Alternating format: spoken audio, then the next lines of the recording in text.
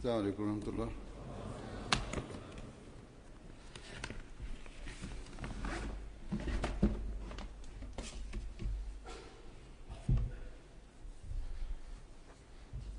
أشهد أن لا إله إلا الله وحده لا شريك له وأشهد أن محمدا عبده ورسوله أما بعد فأعوذ بالله من الشيطان الرجيم بسم الله الرحمن الرحيم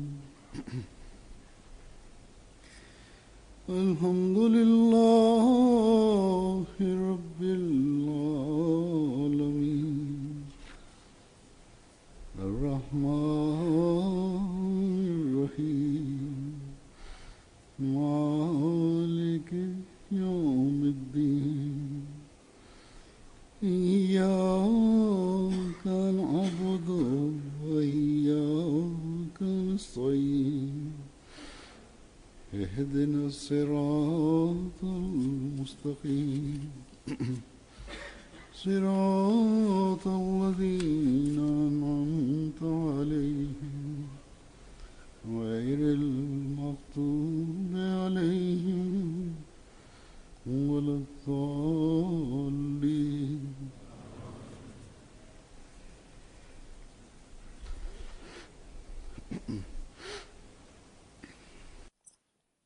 Бисмиллахир-рахманир-рахим.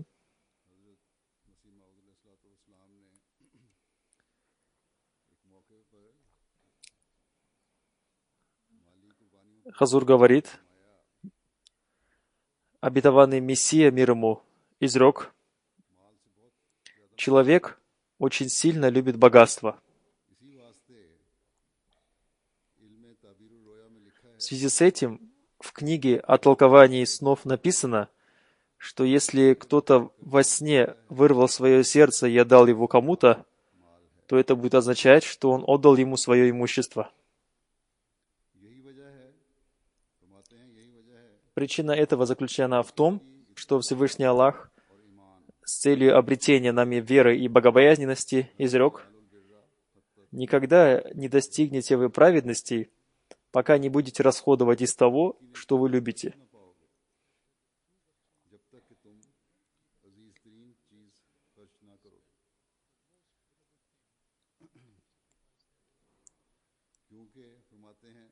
Поскольку посредством расходования имущества можно оказать большое сочувствие Божьим творениям, сочувствие человечеству и Божьим творениям является второй частью веры.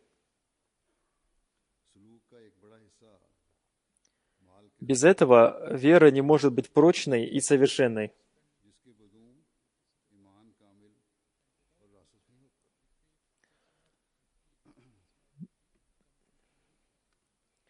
Человек не может быть полезным для других людей, пока он не пожертвует своим имуществом. Пожертвование своим имуществом является необходимым для принесения пользы другим людям и оказания им сочувствия. Аят «Никогда не достигнете вы праведности, пока не будете расходовать из того, что вы любите», наставляет нас именно к такому пожертвованию.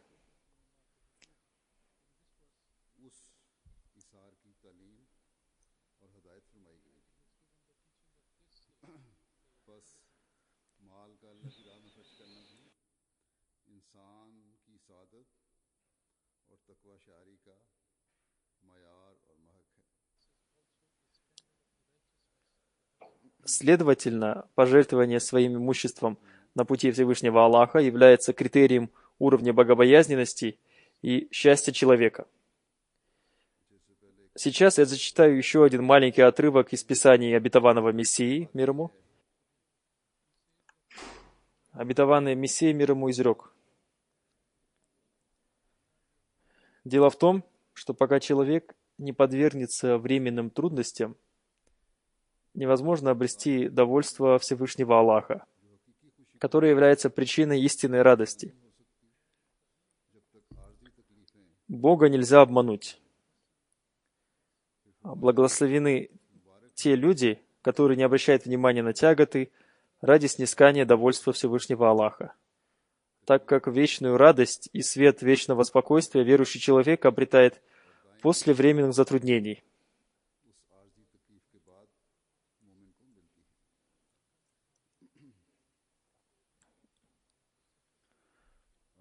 Люди сегодняшнего мира думают, что они обретут радость, если станут копить богатство и будут расходовать его только ради собственного комфорта и роскошной жизни.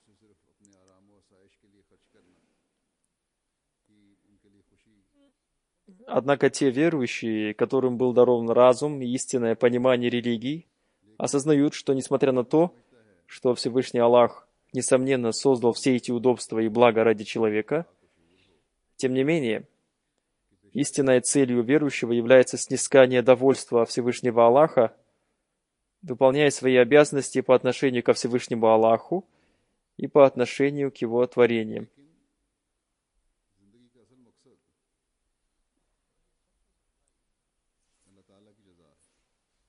Эту тему Всевышний Аллах раскрыл в том аяте, толкование которого дал обетованный Мессия мир ему.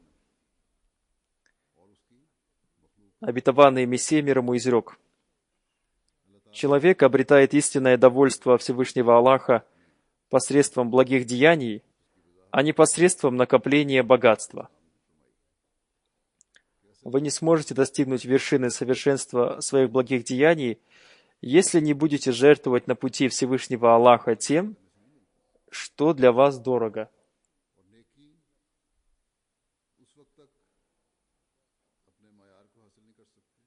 Обетованный Мессия мир ему сказал, что человек очень сильно любит богатство. Если мы сделаем анализ, то выяснится, что корысть к богатству стала причиной большего количества смут в мире.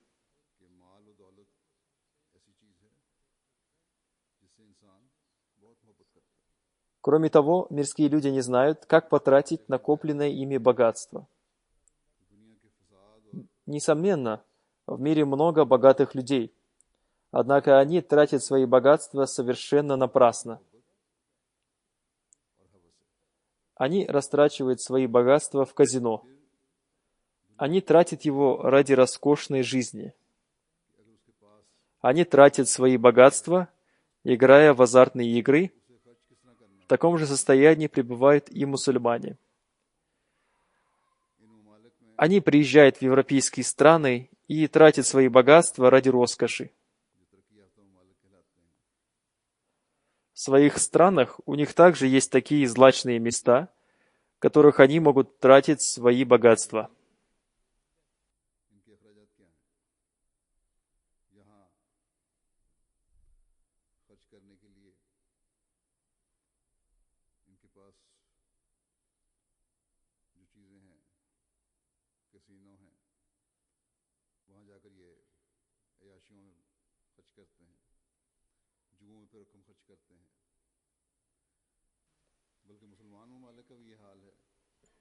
Недавно я прочитал в одной из газет рекламу о гостиницах Дубая.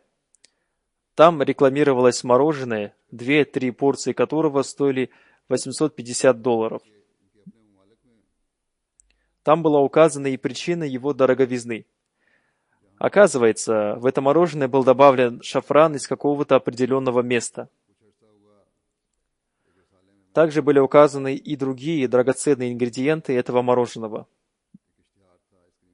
Кроме этого, это мороженое было упаковано в позолоченную бумагу. За $850 в бедной стране семья может хорошо прожить целый месяц. Однако эти люди тратят такую сумму за одну порцию мороженого. Люди, имеющие богатство, не знают, как потратить свои деньги. Они не знают, как обрести покой в душе. Несомненно, они тратят свое богатство, но тратят его ради удовлетворения своих прихотей, а не ради довольства Всевышнего Аллаха.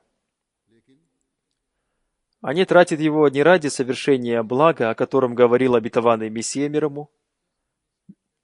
Обетованный Мессия мир ему, давая толкование этого аята, сказал, что свое имущество следует расходовать ради обретения истинной богобоязненности, довольства Всевышнего Аллаха и ради увеличения своей веры.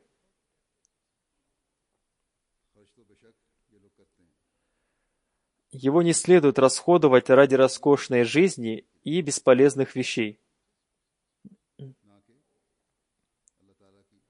Напротив, имущество следует расходовать ради удовлетворения нужд нуждающихся и ради проявления к ним сострадания. Если ваши намерения не таковы, вы не сможете снискать довольство Всевышнего Аллаха.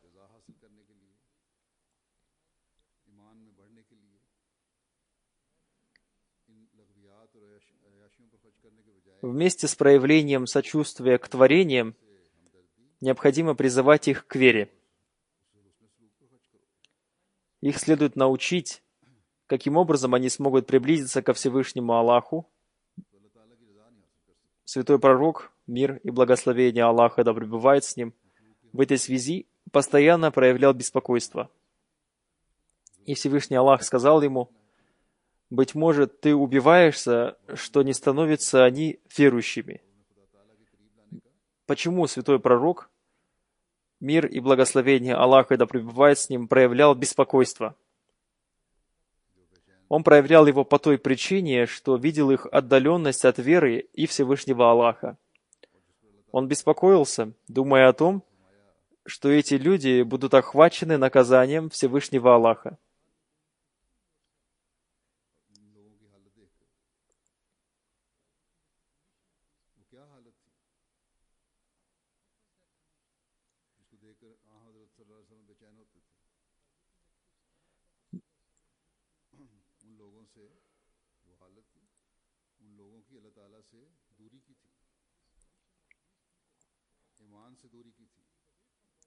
Одним словом, в эту эпоху необходимо расходовать свое имущество ради удовлетворения нужд нуждающихся.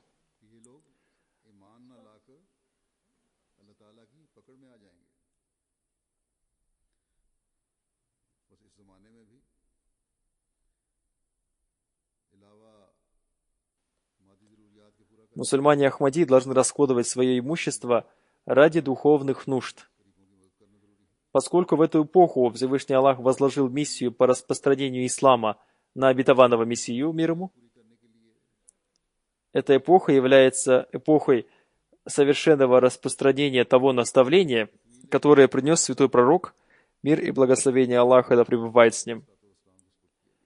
Он всегда проявлял беспокойство ради распространения этого наставления. Сегодня мы обладаем всеми необходимыми средствами для его распространения.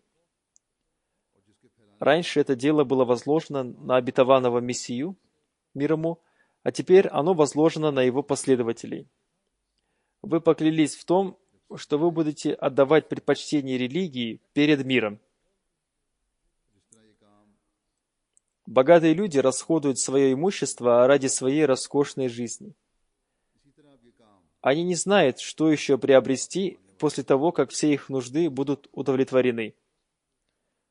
В том, что касается проявления сострадания к человечеству, они бесполезны. Более того, они ничего не видят, кроме того, чтобы тратить свое имущество ради своей роскошной жизни. Что касается верующего, то Всевышний Аллах изрекает, что расходовать надо не только излишки своего богатства.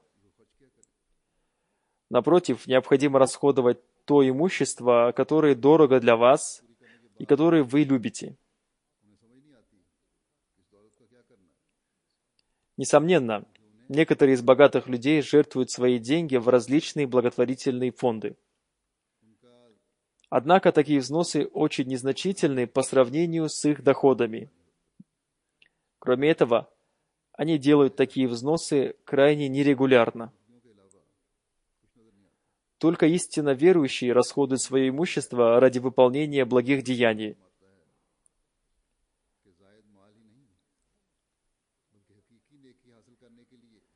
В настоящее время есть только одна община верующих, община мусульман Ахмади, которая расходует свое имущество ради распространения ислама под единым руководством.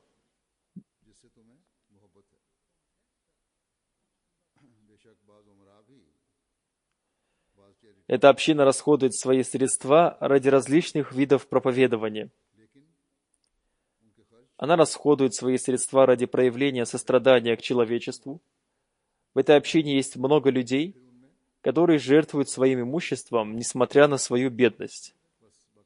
Они жертвуют своим имуществом, будучи полностью убеждены в том, что эти пожертвования станут причиной их приближения ко Всевышнему Аллаху и причиной снискания Его довольства. Более того, они очень удовлетворены тем, что потратили свое имущество на правильном пути.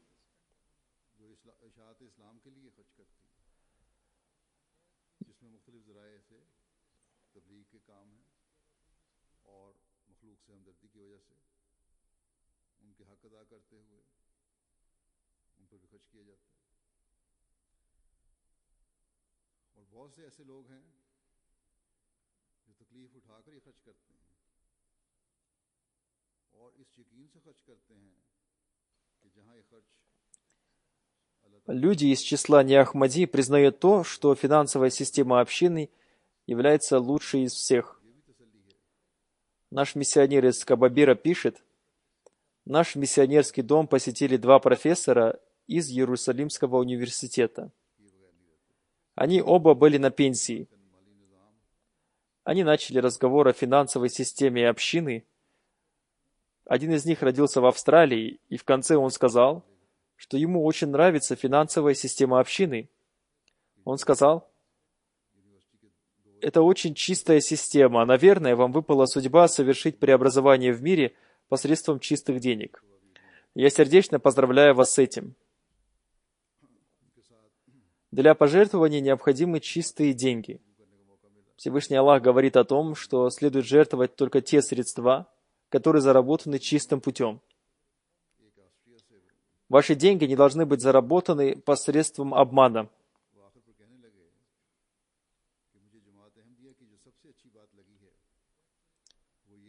Не допускается жертвовать такие финансовые средства, с которых не был выплачен налог.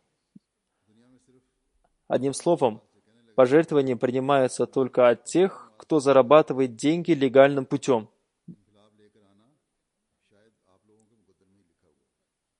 Если община узнает, что чьи-то деньги заработаны нелегально, она не возьмет их. Если возьмут такие деньги, зная об этом, и об этом станет известно мне, то я обязательно возвращу эти деньги и отстраню тех руководителей, которые брали эти деньги. Дело в том, что человек обретет благословение только тогда, когда будет расходовать только чистое имущество.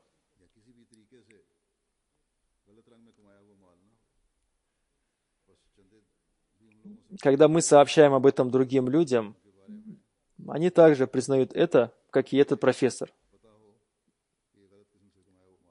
Этот мирской человек догадался о том, что это и есть те люди, которые совершают духовное преобразование в мире.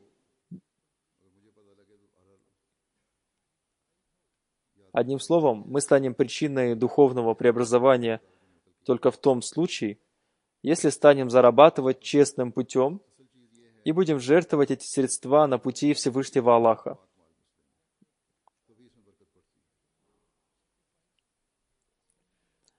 Нам суждено совершить духовное преобразование, поскольку Всевышний Аллах обещал это обетованному Мессии мирому. Мы не совершим какого-то мирского преобразования, напротив, мы совершим духовное преобразование. Мы должны донести послание святого пророка, мир и благословение Аллаха да пребывает с ним, до всего мира. Мы должны установить единобожие. Мы должны стать теми, кто выполняет свои обязанности по отношению к творениям Всевышнего Аллаха. Это не обещание человека, напротив, это обещание Всевышнего Аллаха. Он обещал увеличить группу людей, любящих Его. Они исполнят миссию, предначертанную им Всевышним Аллахом. И ради ее осуществления они будут совершать различные пожертвования.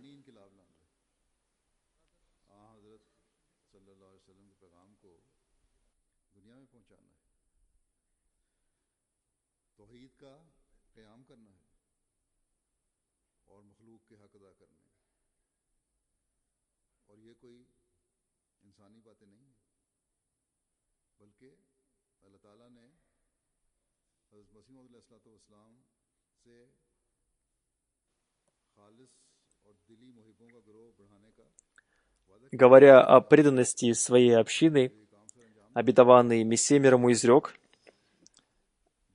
сподвижники святого пророка, мир и благословение Аллаха да пребывает с ним, проявили образец такой преданности и правдивости, что подобного примера невозможно найти в истории человечества. Ради него они были подвергнуты всяческим мучениям и страданиям. Ради него они оставили свою любимую родину. Ради него они отдалились от всех своих друзей и имущества. Они не жаловались и не колебались пожертвовать ради него своими жизнями. Это и была та искренность и преданность, которая одарила их успехом.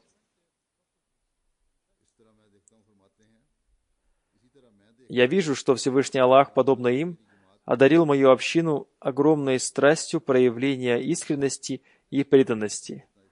Далее, говоря о пожертвованиях своей общины, обетованный Мессия мир ему изрек: «Каждый последователь моей общины всегда и от всего сердца совершал финансовые пожертвования. Каждый человек принимает участие в этом по мере своих сил. Всевышний Аллах знает лучше, с какой искренностью и преданностью они участвовали в этом деле. Я очень хорошо знаю, что наша община проявила ту искренность и преданность, которую проявила община сподвижников в период тяжелых мучений. Одним словом, сподвижники обетованного Мессии мир ему совершили в себе духовное преобразование. Они отдали предпочтение религии перед миром, отбросив свои собственные желания. Разве этот дух жертвенности не был создан в тех, кто принес обет верности на его руке? Без этого община не смогла бы обрести развитие. Всевышний Аллах обещал распространить его благовестие до всех уголков земли. И для этого была необходима община искренних и самозабвенно преданных людей.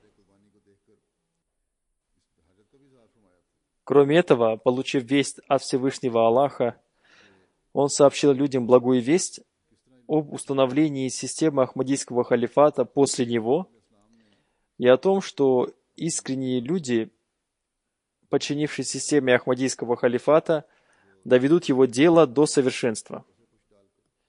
Одним словом, мы видим, как Всевышний Аллах выполнил свое обещание.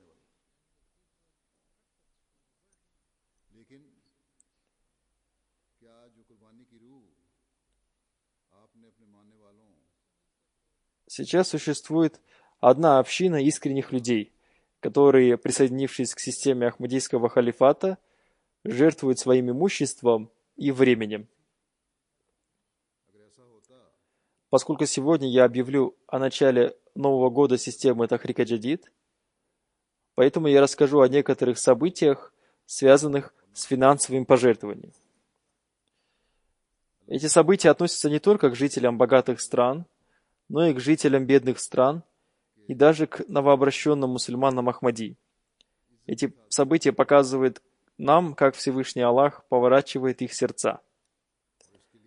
С какой любовью и страстью, несмотря на свои трудности и мучения, они совершали финансовые пожертвования.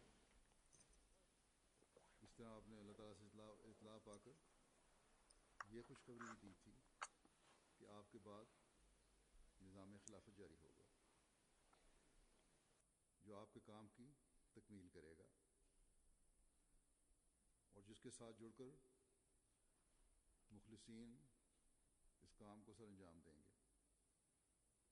चुनांचे आज हम देखते हैं कि अल्लाह ताला अपने वादे किस तरह पूरे फरमाता चला जा रहा है। मुखलिसीन की एक जमात है और खिलाफत के साथ जुड़कर जान माल और वक्त की कुर्बानी दे रही है। क्योंकि आज मैं तारीख ईद के नए साल का ऐलान भी करूंगा। Главный миссионер города Конакри пишет, что у них есть одна община в районе Сон-Пьяви. В этом году имам их мечети принял Ахмадиат со всеми своими последователями.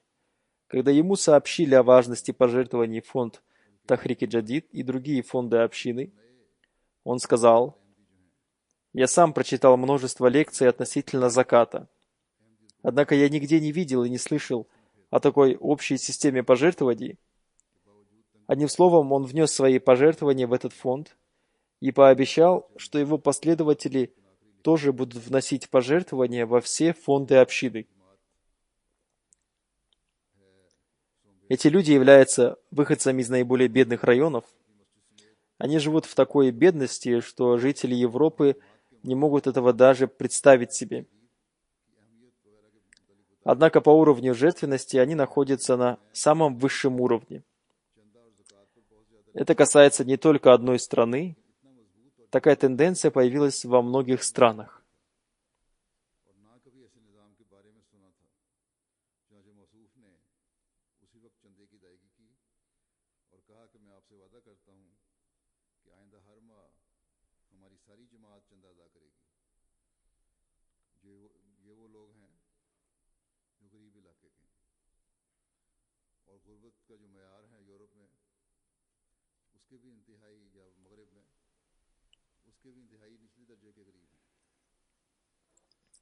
Миссионер из Кот-д'Ивуара пишет: «Мы отправились с целью проповедования в деревню Копинге.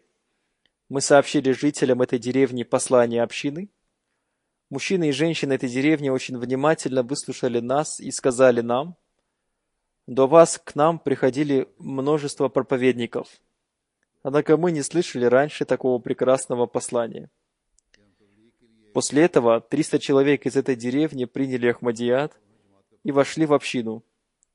После принятия ими Ахмадията им сообщили о важности пожертвований в фонд Тахрик-и-Джадид. Им сообщили о том, что сегодня заканчивается год фонда Тахрик-и-Джадид, на что имам мечети сказал: «Хотя мы приняли Ахмадият только сегодня, мы обязательно примем участие в системе пожертвований этого фонда». Одним словом, они пожертвовали в этот фонд 10 тысяч франков. Еще одно событие произошло на африканском континенте, в Танзании. Там есть район под названием Маванза. Один из жителей этого района, мусульманин Ахмади, обещал пожертвовать общине 200 тысяч шиллингов. Он пожертвовал 100 тысяч шиллингов, и ему осталось пожертвовать еще 100 тысяч шиллингов. В октябре руководитель их общины обратил его внимание на это и сказал, что ему осталось заплатить 100 тысяч шиллингов. Он сказал ему, что октябрь является последним месяцем года этого фонда.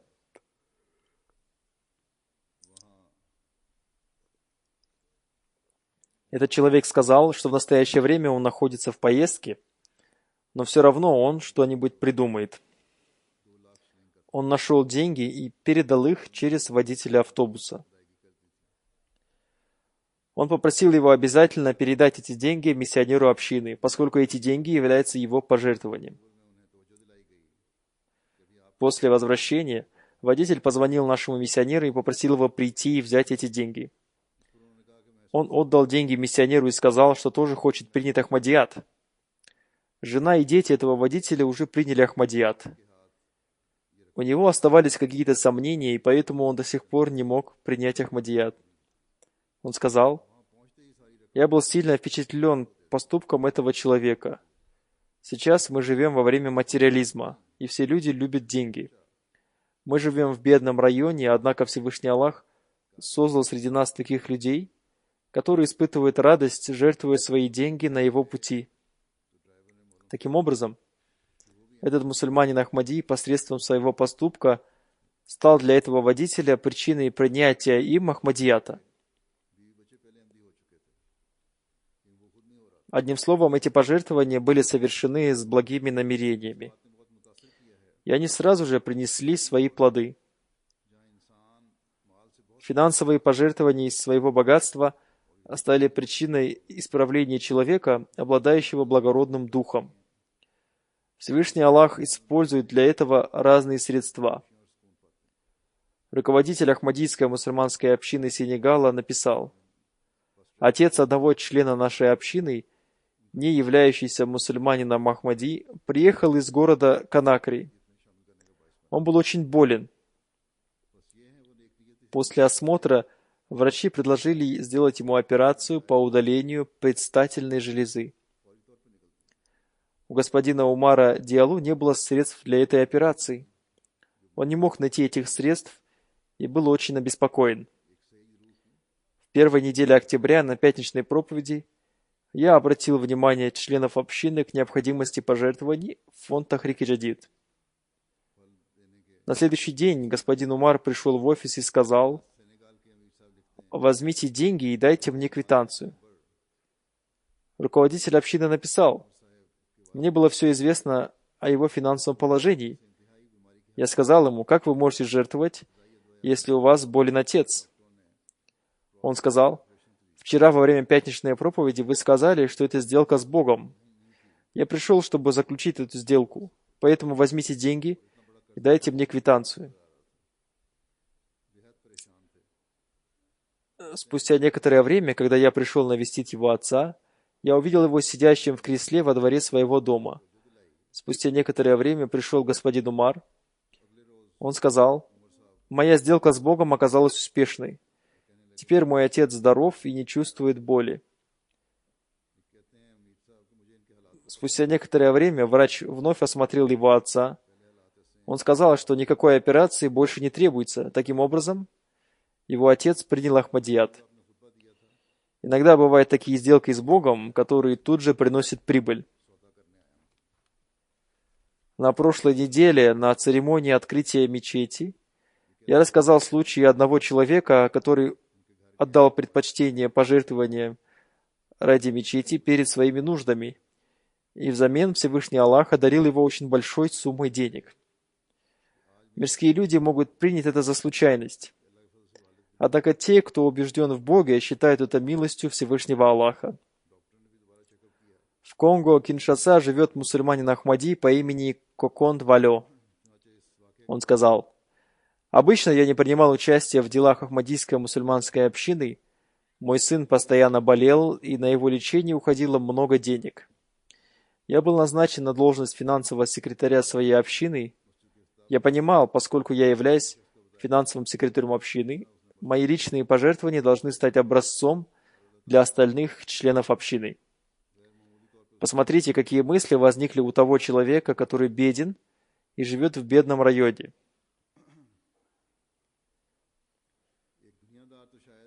Затем он сказал: «После этого я стал регулярно совершать финансовые пожертвования, и благодаря этому положение в моем доме улучшилось. Моя жизнь обрела спокойствие и радость. По милости Всевышнего Аллаха мой сын выздоровел. Я понимаю, что все это произошло только благодаря моим финансовым пожертвованиям и служению общине». Все мы слышали пословицу «человек жертвует с пустым желудком». Пока человек не станет свидетелем таких событий, невозможно понять суть этой пословицы.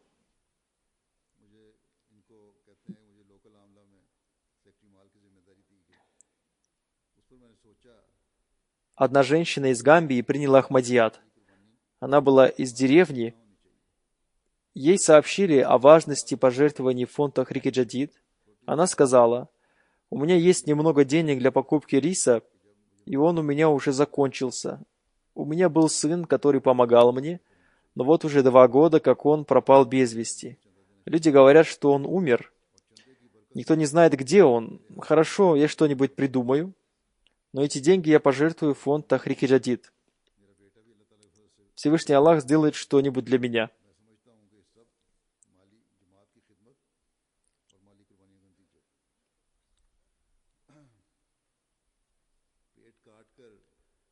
Через 3 дня после этого объявился ее пропавший без вести сын. Он принес с собой крупную сумму денег и 10 мешков с рисом. Он сообщил, что за это время он выучился на строителя. Сейчас он живет в городе и получает хорошие подряды. Эта женщина сказала, что все это случилось благодаря ее пожертвованиям. Она пообещала, что в будущем она всегда будет принимать участие в пожертвованиях. Разве это не преобразование, которое Всевышний Аллах совершил в сердцах людей, живущих в отдаленных районах, благодаря их вере в обетованного Мессию мир ему? Несомненно, это и есть преобразование. Посмотрите на величие веры женщины, которая, будучи голодной, пожертвовала свои средства на пути Всевышнего Аллаха. И удивительно, как ей за это воздал Всевышний Аллах.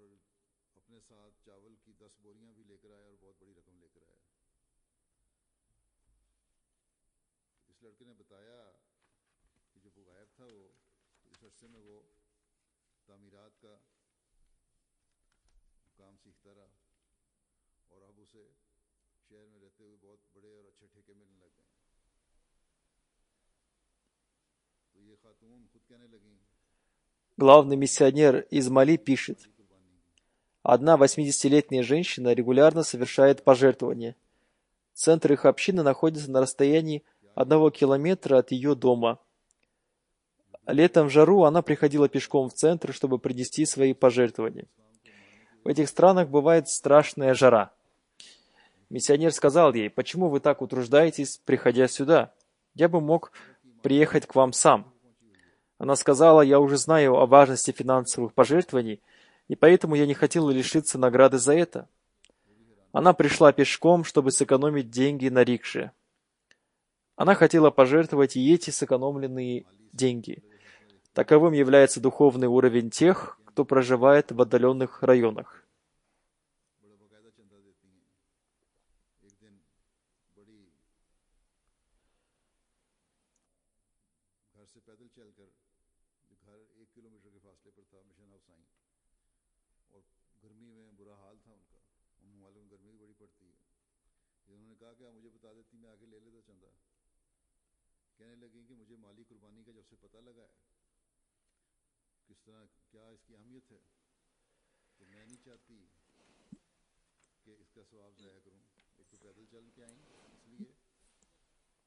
Всевышний Аллах дарит силу мусульманам Ахмади после обретения ими личного опыта в этом деле.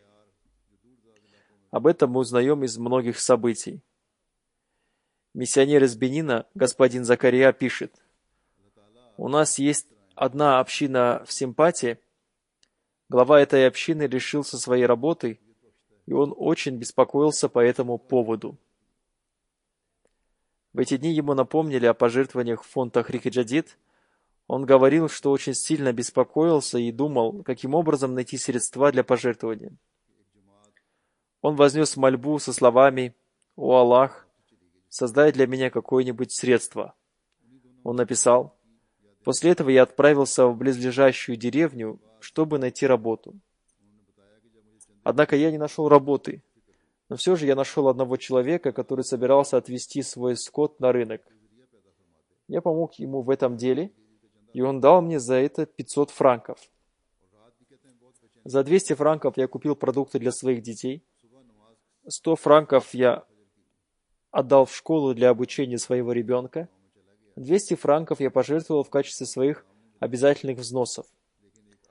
Всевышний Аллах оказал мне милость из-за моего незначительного пожертвования, и спустя 4 дня я нашел работу. Найти работу так быстро не является случайностью. Это милость Всевышнего Аллаха. Эти события касались Африки. Теперь я расскажу о некоторых событиях, произошедших в Индии.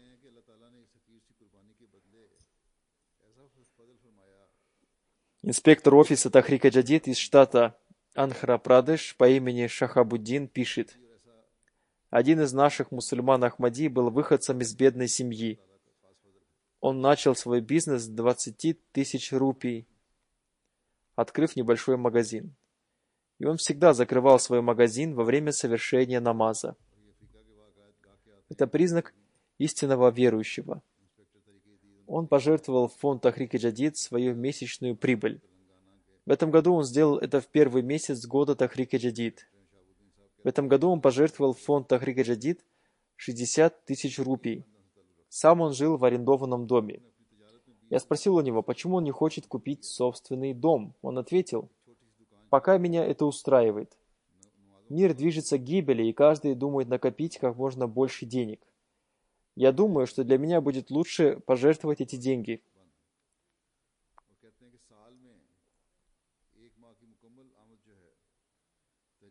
Руководитель финансового отдела общины Пакистана пишет: «Я встретился с одним юношей из Сиалкота.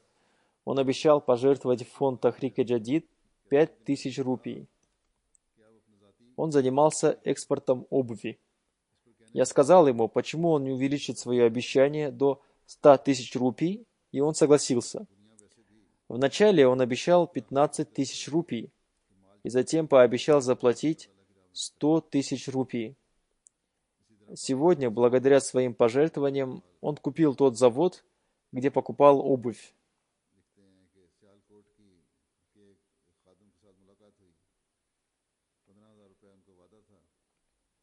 Миссионер из Индонезии пишет: один человек сказал мне, было бы еще лучше, если бы я приобрел мотоцикл и приезжал на пятничную молитву в мечеть вместе со своим сыном. Я сказал ему: возносите за это мольбы и регулярно совершайте пожертвования. После этого он стал регулярно от себя и от своей семьи совершать пожертвования в фонд Тахрик Джадид. Спустя некоторое время Всевышний Аллах подарил ему возможность приобрести мотоцикл, а теперь у него дома есть 3 мотоцикла. Его доходы увеличились, и теперь он стал муси. Руководитель Ахмадийской мусульманской общины Канады пишет: здесь есть люди, которые обещали пожертвовать $1000. Однако позднее они увеличили сумму своих пожертвований до $5000 и сразу же заплатили эту сумму. Они сделали это ради обретения милости Всевышнего Аллаха. Один человек пожертвовал $20 000 на строительство мечети. Здесь тоже происходят события, увеличивающие веру. Одна женщина обещала пожертвовать $1000 в фонд Тахрик Джадид. Однако у нее не было этих денег. В тот же день вечером ей позвонил муж. Он сказал ей, что один человек передаст ее банковский чек. Она спросила его: «Это чек в $1000?» Муж спросил: «Кто тебе сообщил о сумме?» Она сказала: «Я просто догадалась. Я обещала внести $1000 в фонд Тахрик Джадид». Таким образом, Всевышний Аллах послал ей эти деньги, и она пожертвовала их в фонд Тахрик Джадид.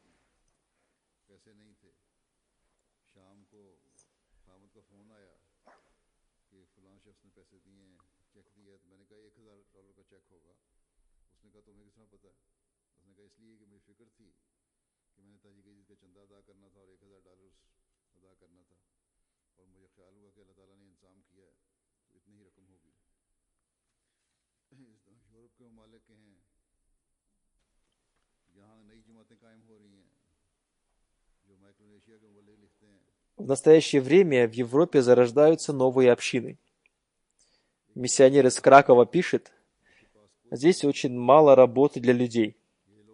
Множество людей здесь не имеет никакого дохода. Эти люди живут на деньги, присылаемые их родственниками, либо работают чернорабочими.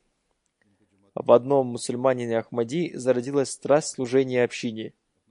Он тратил все свое время ради служения общине.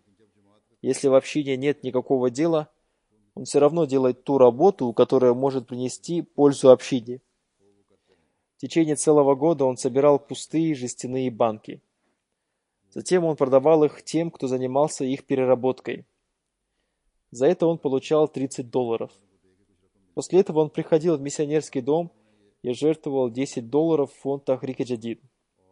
При этом он говорил: «Возьмите эти деньги согласно данному мной обещанию». Таким образом, он отдавал 1/3 часть всех своих денег, заработанных им в течение 1 года.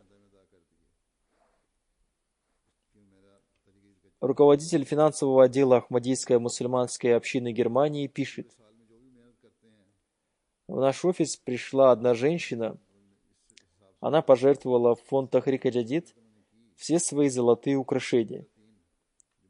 Она пожелала, чтобы о них никто не узнал. Она принесла так много украшений, что стол был заполнен ими. Среди этих украшений были кольца и браслеты.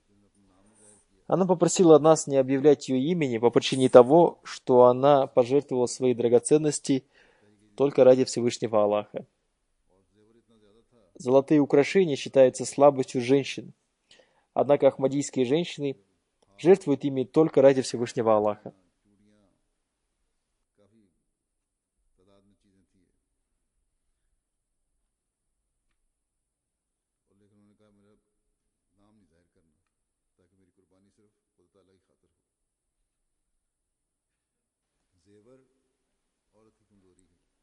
Здесь, в Канаде, я встретился с женщиной, которая пожертвовала общине все свои золотые украшения. Но этот ее поступок не понравился семье ее мужа. Они стали упрекать ее за это, однако Всевышний Аллах дарует много доброго тем, кто жертвует на его пути. Всевышний Аллах обязательно одарит и эту женщину. Люди, запрещающие жертвовать, должны испытывать беспокойство. Только Всевышний Аллах дарует богатство. Всевышний Аллах может отнять богатство у того, кто не благодарит Его. Об этом следует помнить всегда. Те, кто думают так же, как родственники мужа этой женщины, должны молиться о прощении Всевышнего Аллаха. В странах бывшего Советского Союза также произошло много событий. Один человек по имени Ленар пишет, что у него были очень большие финансовые трудности. Его семья снимала квартиру, но он всегда вовремя совершал свои обязательные пожертвования, а также пожертвования в фонд Тахрик Джадид. Он пишет: «По причине благословения этих пожертвований моя жена после окончания медицинского колледжа нашла работу. Нам был выделен ипотечный кредит для приобретения жилья, и на сегодняшний день наше финансовое состояние улучшилось. По милости Всевышнего Аллаха, сегодня мы имеем 2 автомобиля. Эта милость Всевышнего Аллаха была дарована нам благодаря нашим финансовым пожертвованиям. Теперь мы живем нормально». Посмотрите, как Всевышний Аллах дарует свою милость тем, кто находится и в России, и в Индонезии, в Африке, в Европе и в других странах. Всевышний Аллах выполняет свое обещание, которое Он дал обетованному Мессии мир ему. Он сообщил: «Я увеличу группу тех, кто любит тебя. Я увеличу группу тех, кто постоянно будет развиваться в своей вере». Существует множество событий относительно тех, кто жертвует на пути Всевышнего Аллаха. Однако сейчас мне будет невозможно рассказать обо всех этих событиях. Как я уже сказал, в каждой стране Всевышний Аллах проявляет свою милость. Всевышний Аллах обильно дарует тому, кто уповает на Него и жертвует на Его пути.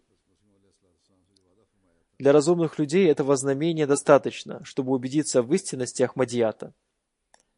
Все эти финансовые пожертвования расходуются на пути распространения религии Всевышнего Аллаха.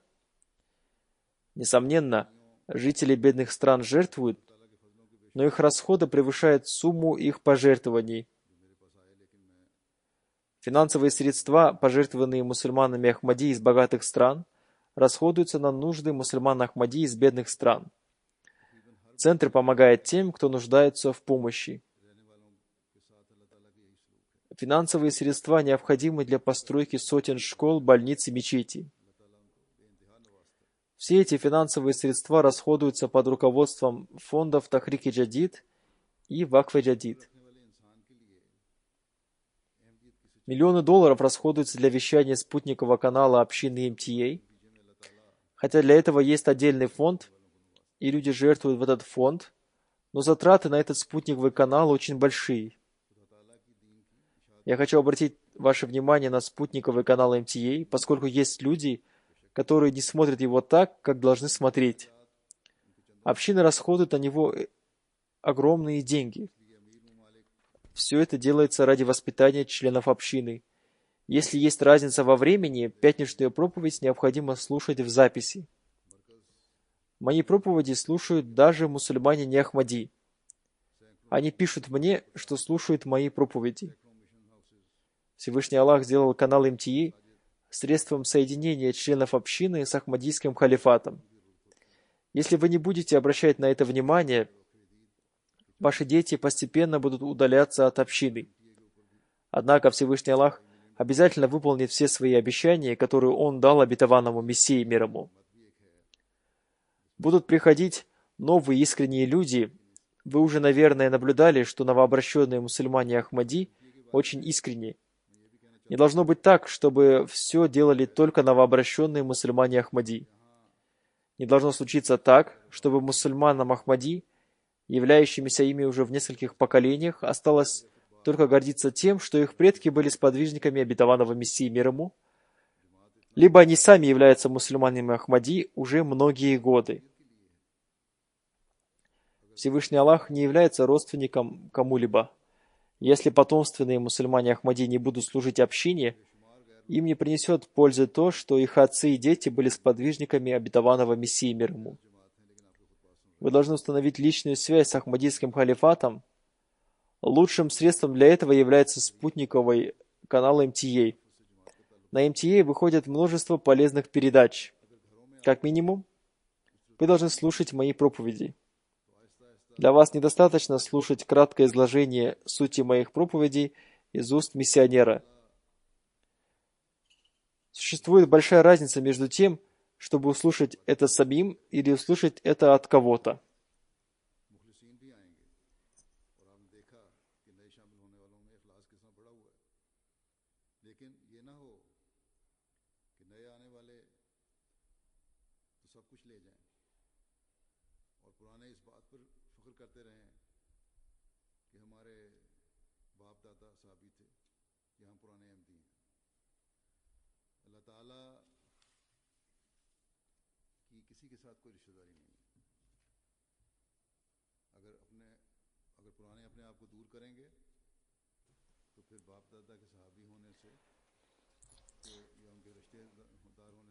Как я уже говорил в начале, сейчас начинается Новый год фонда Тахрик-и-Джадид. Старый год уже подошел к концу. Поэтому я объявляю о начале Нового года фонда Тахрик-и-Джадид.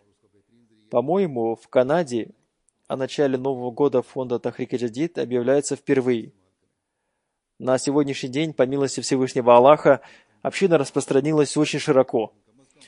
В 1934 году последователи течения Ахрар хотели уничтожить Кадьян. В это время обетованный реформатор, да будет доволен им Аллах, объявил о начале работы нового фонда Тахрик-и-Джадид. Он создал план отправки миссионеров в разные страны.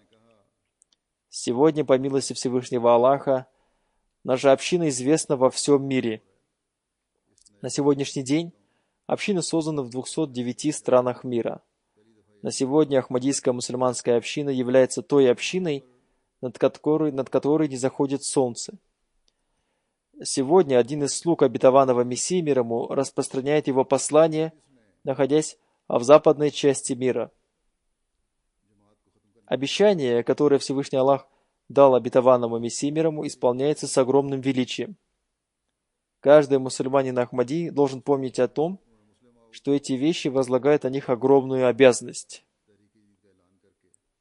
Выполнение этого является обязанностью каждого из нас. По милости Всевышнего Аллаха, в этом году, 31 октября, закончился 82-й год деятельности фонда Тахрик-и-Джадид.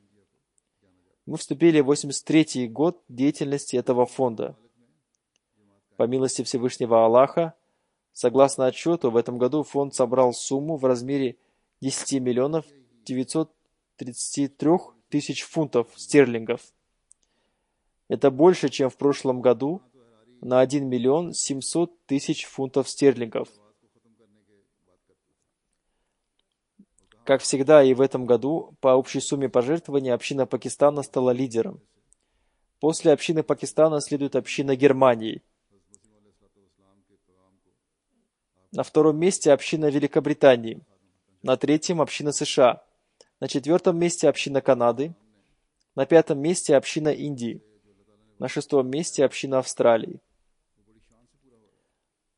На седьмом месте одна из общин Ближнего Востока. На восьмом месте община Индонезии.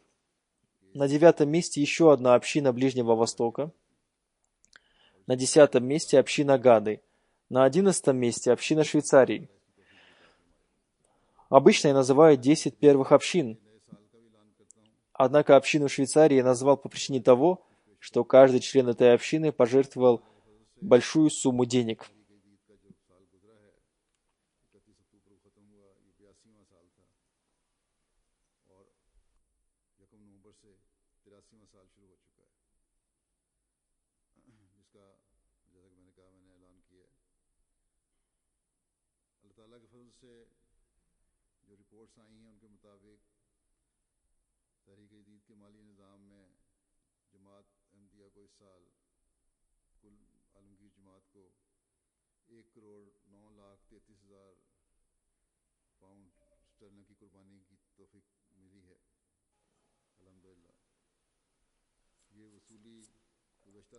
По сумме пожертвований, приходящихся на одного человека, лидирует община Швейцарии.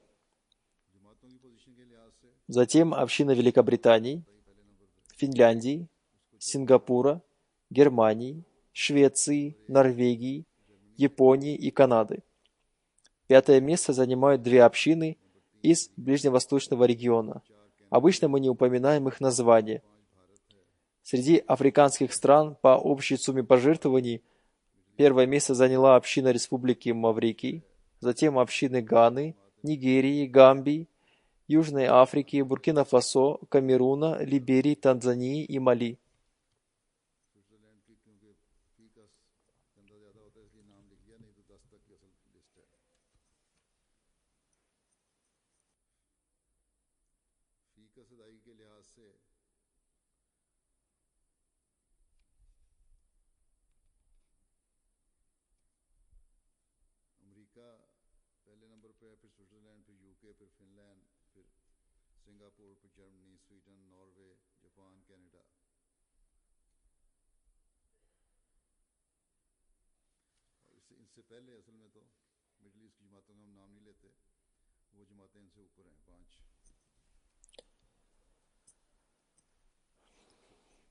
В этом году, по милости Всевышнего Аллаха, к этому фонду присоединилось большое количество новых людей. Общее количество участников этого фонда составило 1 миллион 404 тысяч человек. Больше всего людей присоединилось в Бенине, а затем в Нигерии, Буркина-Фасо, Гане, Либерии, Сенегале и в Камеруне. Следует обратить на это внимание. В настоящее время еще действуют счета тех, кто был зарегистрирован в самом первом журнале этого фонда. Их родственники от их имени вносят эти пожертвования. В Пакистане наибольшие пожертвования совершили 3 городские общины. На 1-м месте стоит община Лахора, на 2-м месте община Рабвы, на 3-м месте община Карачи. По общей сумме пожертвований лидируют следующие городские общины. На 1-м месте община Исламабада, затем общины Мултана, Куэйта, Пешавара, Гуджравала, Хайдарабада, Хафизабада, Ниавали, Котли, Хане, Валя, Бахавалпура. Первые 10 округов в Пакистане, которые заняли лидирующие места. В Пакистане люди живут бедно, однако уровень их пожертвований очень высок. На 1-м месте находится община Сиалкота, а затем общины Файсалабада, Саргады, Гуджрата, Умаркота, Укары, Наривала, Мирпурхаст, Тоба Тек-Синг, Монди Бахаудина, Мирпур Азад Кашмира. Первые 10 общин Германии по общей сумме пожертвований. На первом месте община Рудермарка, затем общины Рёдермарка, Нойеса, Вайнгартена, Рейхимсолта, Флотшема, Лембарка, Колонда, Кёльна, Коблинца, Нида, Махди, Абада. Первые 10 местных общин Германии по общей сумме пожертвований. Гамбург, Франкфурт, Градгроу, Морфулден, Волдов, Висбаден, Детценбах, Аффенбах, Манхайм, Данстинг, Ричардстарт. Первые 5 общин Великобритании по общей сумме пожертвований. На первом месте Лондон Б, затем Лондон А, Мэриленд, Норд-Ист, Саут-Риджион. Первые 10 общин по общей сумме пожертвований. На первом месте мечеть Фазл, затем общины Густель-Парка, Глазгоу, Южного Бирмингема, Нью-Молдена, Брекфорта, Исламабада, Джелангама, Москвеста, Уимблдон-Парка. Первые 5 общин по общей сумме пожертвований, приходящихся на одного человека. На первом месте находится община Солт-Вейда, затем общины Исламабада, Скотленда, Мидленда, Норт-Иста. 10 больших общин Великобритании по общей сумме пожертвований. На первом месте находится община Бромрета-Лишема, затем общины Лемингтон-Спа, Исламабада, Тангант-Арпа, Южного Бирмингема, Вустер-Парка, Джеллингема, Борнмат-энд-Соуд, Эмстоунда, мечеть Фазл, Москвеста. Местные общины Канады по общей сумме пожертвований. На первом месте находится община Peace Village, затем общины Уанда. Хазур спрашивает, Peace Village и Уанд – это одна община или две? На втором месте находится община Уанда. Затем общины Калгари, Брамптона, Ванкувера, Мусаги. Общины по общей сумме пожертвований. На первом месте находится община Эдмонтон-Веста, затем общины Дерхама, Саскечеван-Саута, Саскечеван-Норта, Милтон-Иста, Атва-Веста, Атва-Иста, Реджайны. Я думал, что община Лайд-Министра работает очень активно. Ее руководитель тоже показался мне очень активным человеком. Финансовое состояние жителей этого региона тоже находится на высоком уровне. Однако они пока не заняли место в первом десятке общин. Первые 10 общин по общей сумме финансовых пожертвований в США. На первом месте находится община Силиконовой долины, затем община Ашкоша, затем Ашкоша-2, Детройда, Сиэтла, Йорка, Центральной Вирджинии, Лос-Анджелеса, Сильвер-Спринга, Центрального Джерси, Чикаго, Солт-Веста, Лос-Анджелес-Веста. Первые 10 общин штатов Индии. На первом месте находятся общины Кералы, затем общины Карнатика, Андхра-Прадеш, Тамиль-Наду, Джамму и Кашмира, Урисы, Пенджаба, Бенгала, Дели, Махараштры. В течение нескольких лет Индия хорошо развивается. Раньше они не были так развиты. Первые 10 общин Австралии, по милости Всевышнего Аллаха, австралийцы тоже растут духовно. На первом месте находятся община Мельбурн-Брука, затем община Кассель-Холла, Ассет-Кембера, Мастин-Парка, Бурсбан-Логана, Логан-Брисбена, Мельбурн-Лангварна, Эдилейд-Саут, Пламптона, Мельбурн-Иста. Первые 10 общин по сумме пожертвований, приходящихся на одного человека. На первом месте находится община Тасмании, затем община Бурсман-Норта, Эссет-Кембера, Сидней-Метро, Дарвина, Пирамитен Мельбурна, Брук-Парта, Мастин-Парка, Кастиль-Хилля.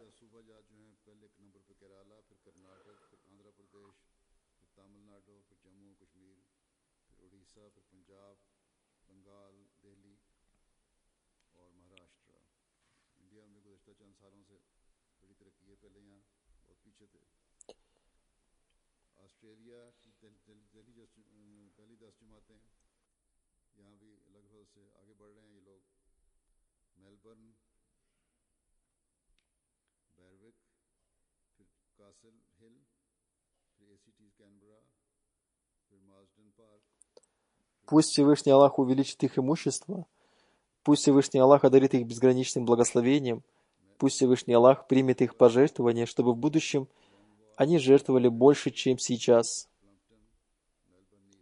Пусть Всевышний Аллах навсегда установит их прочную связь с институтом Ахмадийского халифата. Амин.